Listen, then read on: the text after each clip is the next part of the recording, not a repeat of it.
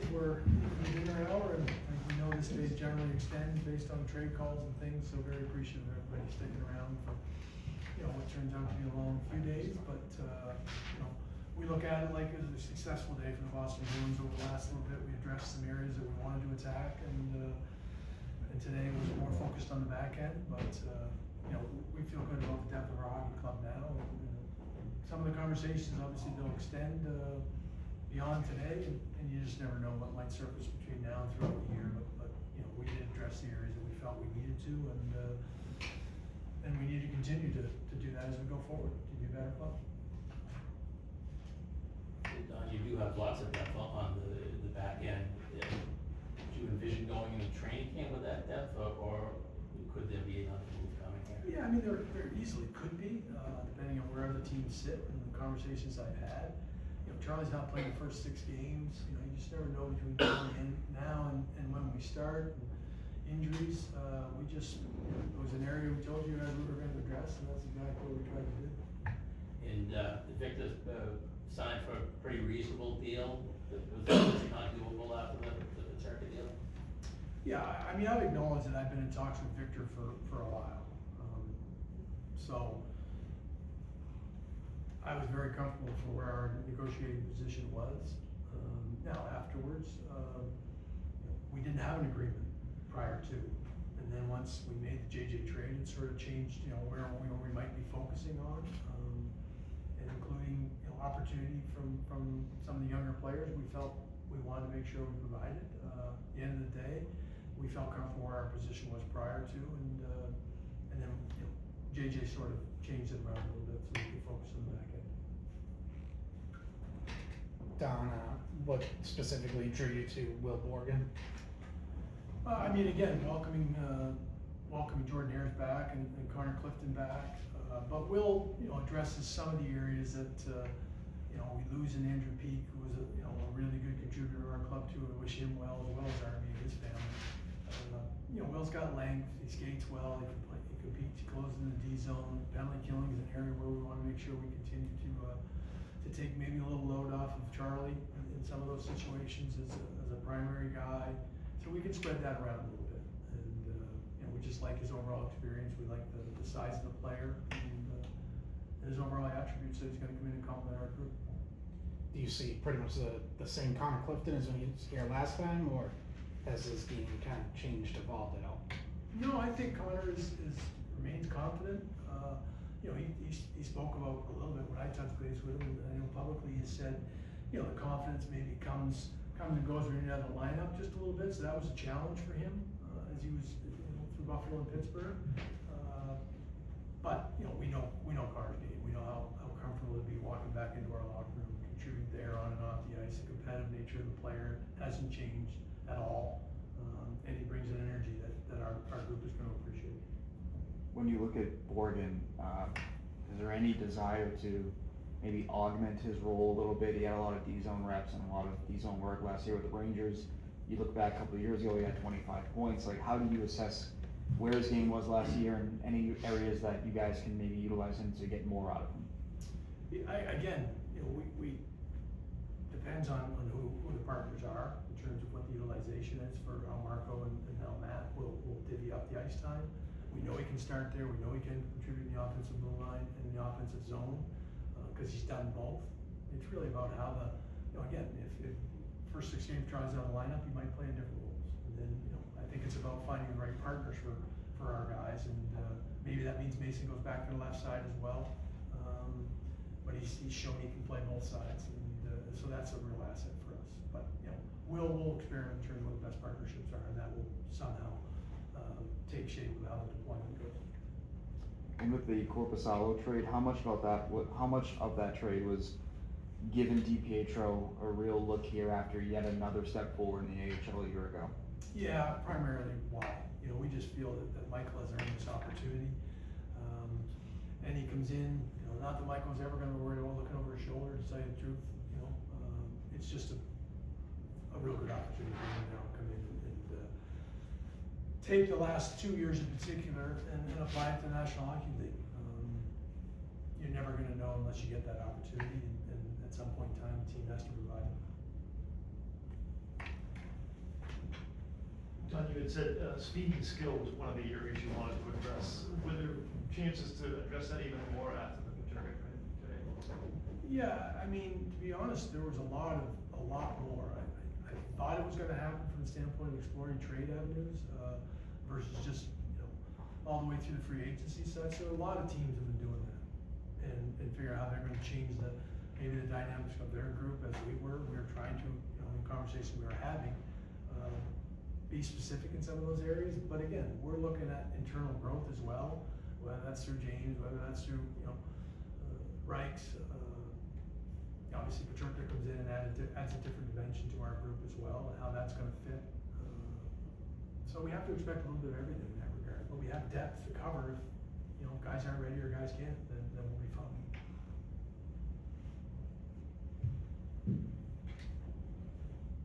Don, the years you've had this job, going back to goaltending for a second, years you've had this job, you've been adamant about having experience at that position, the goaltender position. Starter, backup, bringing in Howlock a few years ago. This will be the first time you've got a kid this raw. He doesn't have to, I don't think he has 200 minutes in the NHL. Is that a concern for you, or you're totally convinced of the AHL experience? We're convinced in our confidence level of Michael and the body of work that he's put in, the work that he's put in, deserve the opportunity. He's gonna have to take advantage of it. Obviously the year Paterka's coming in, he's got some NHL experience. Simon's played well in the American Hockey League, so we feel comfortable with our depth of our goaltending. We went through this, you just laid out the fact that we've gone through these periods. Vladar's an NHL goaltender, just, signed a long-term extension. We moved off of that when we were in this pivot point of Sway and he, not necessarily either one of them had it at that time. Brandon, congratulations to him, he's won the Stanley Cup. So we've been in this position, we've looked at it, and Bob and Dunny in particular, they feel really confident Michael's ready for this. Don, was there any organizational thinking about all of these massive allocations of cap space that have been thrown around in this off-season as being like, maybe that's the place we don't wanna go because it's so volatile that it might be better to wait and let it settle first before we decide how to spend as far as the big money goes?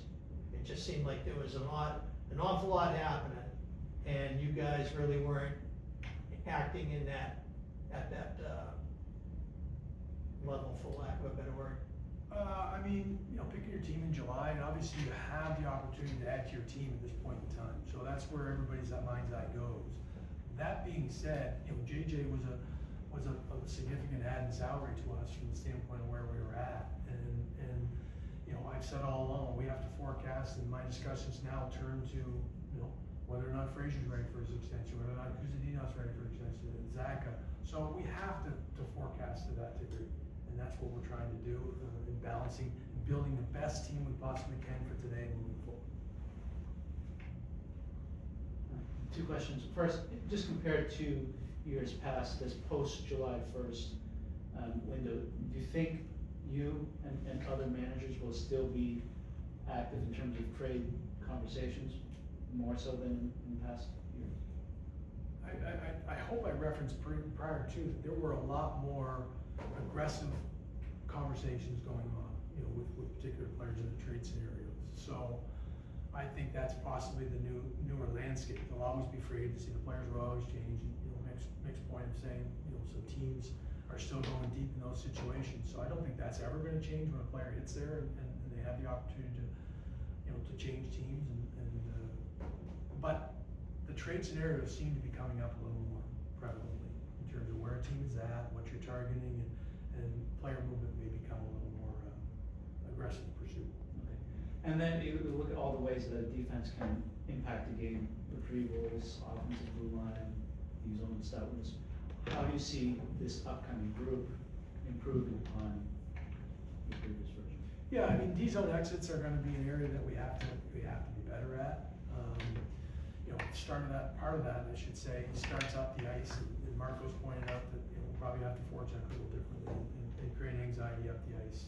Giving some of our D having the opportunity to serve the neutral zone as opposed to maybe back up and retrieve. So we have to continue to evolve, everybody does, there's only one winner, and nobody's really copying that exact form, but there are bits and pieces that I think you have to be valuable as a group, and that's where our group is hopefully getting to that. Brunei is a good example, with mobility and puck skill that he's applied in Providence, and how does that gonna translate to the National Hockey League this year? There's a good chance we're gonna find out.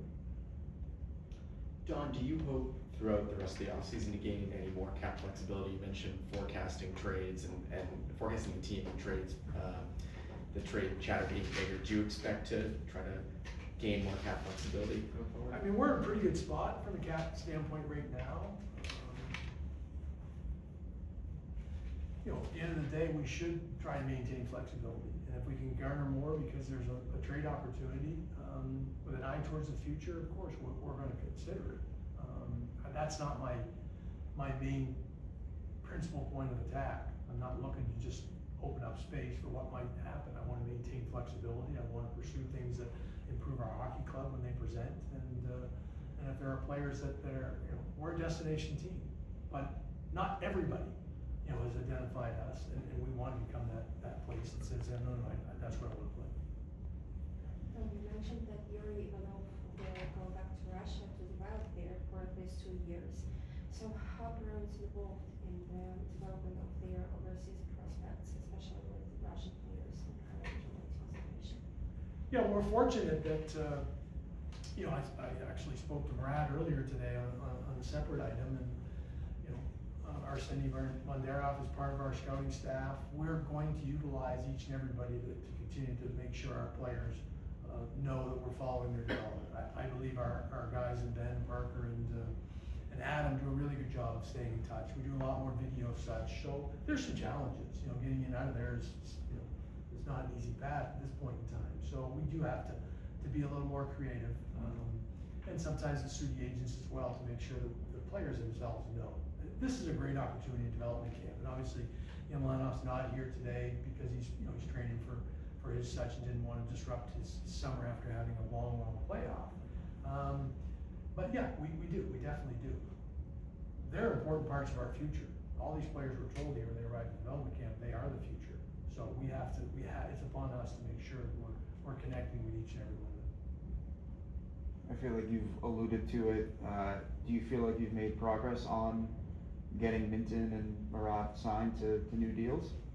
No, I hope I didn't allude to the fact that I'm well down the road. Like, at the end of the day, timing is everything. A deal comes when the player's happy, and the agent says it's a good deal. So, I've been adamant that we're gonna have the conversations, and hopefully we do get to that point.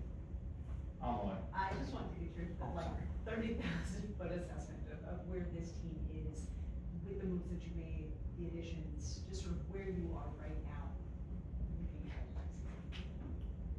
Yeah, I can't handicap, relative to other teams. We feel like we address some of the needs. We want to continue to improve. We probably I have some work to do to continue to add to our club. And a little bit of that is based on what's the internal growth, And again, I pointed out a few of those players that are going to be part of that. I think we're back to being a competitive team with a little more balance to hopefully continue to attack the way I described earlier, and be a threat. I think we stood here a year ago and wondered whether or not we were going to score enough goals. And to the players' credit, the coaches' credit, they found ways. Our power play improved. We have a different outlook now with a left one-timer in the elbow. I hope it all comes together. I hope we're right back up the upper echelon. The challenge is we're a 100-point team. We stood here last year, and I don't know whether or not any of us thought we were a bona fide 100-point team, but we went out and did it. And again, players get all the credit, and I'm trying to make sure I supply all the assets as players that we continue to improve, because that's the mandate. Touching back on Morgan, you're going through his assets and how you envision his role, a lot of that sounds like what we used to see from Carlo here. He's got that size, he's about the same age. Similar players in your mind? I mean, again, penalty killing, length, they're translatable attributes for both players. Pointed out earlier, Will had 25 points one year, so maybe there's continued growth and depending on the zone starts, depending on the partnerships that he can continue to explore. I think that, you know, his experience side of things, you know, playing in a couple different environments, will help, you know, when he jumps into this ship. But there's some similarities. Anyone else? Thanks, Don. All right, appreciate everybody. Have a